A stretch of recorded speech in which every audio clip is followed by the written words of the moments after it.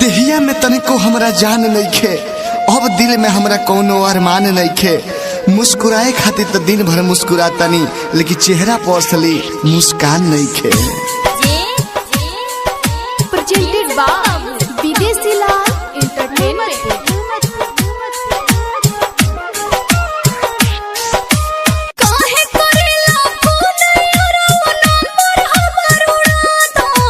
अरे हर जाई, तू वादा कइले रहलू कि ससुरा में जाएब तो बहुत तरह के बुलाएब और फोन से बतियाएब। सब भुला गइलू, सब भुला गइलू।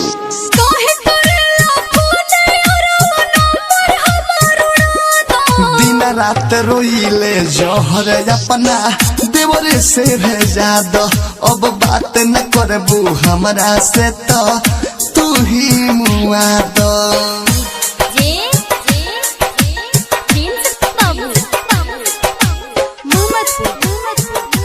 प्रेजेंटेड बाय विदेशी लाल एंटरटेनमेंट रिकॉर्डिंग स्टूडियो जादवपुर।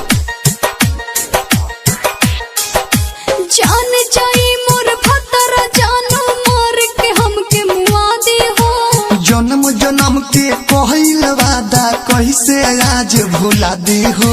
क्रिया खा के कहो तानी फोन करबो तो मर जाई हो। तुहरा कुछु कहर से पहले हम ही कुछु कर जाई हो। हो गई शादी सुना यार हमरा के तू भुला दा। अरे कैसे भुला जाई हम तारा के। अरे तोरा के हम जन्म जन्म तक प्यार करे के वादा कइले बनी, तारा संगे जिए मरे के वादा कइले बनी। वो हम कैसे भूल जाई, कैसे भूल जाई। हो गई शादी सुना यार हमरा के तू भुला दा। दिन रात रोइले जहर अपना देवरे से भेजा दो। अब बात न करबू हमरा से तो तू ही मुआ दो।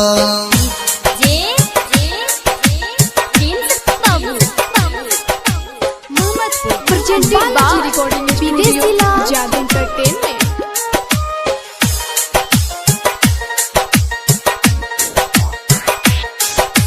कसहो पियवा के समझा के घर बसवले पानी हो। एको बिर ना पूछलू हो कि हम कैसे जियतानी हो। तू अपन घर बसाला हमरो के अब जिए दो। दुर्गेश बेदर्दी से जहर भेजा दो, जहर अब तो पिए दो। याद विदेशी कसहो अपना दिलवा के समझा दो। याद विदेशी कसहो अपना दिल के तू समझा दो। दिन रात रोइले जहर अपना देवरे से भेजा दो। अब बात न करबू हमरा से तो तू ही मुआ दो। काहे करेला फोन यार नंबर हमर उड़ा दो। काहे करेला फोन यार नंबर हमर उड़ा दो। दिन रात रोइले जहर अपना देवरे से भेजा दो। अब बात न करबू हमरा से तो तू ही मुआ दो। Balaji recording studio.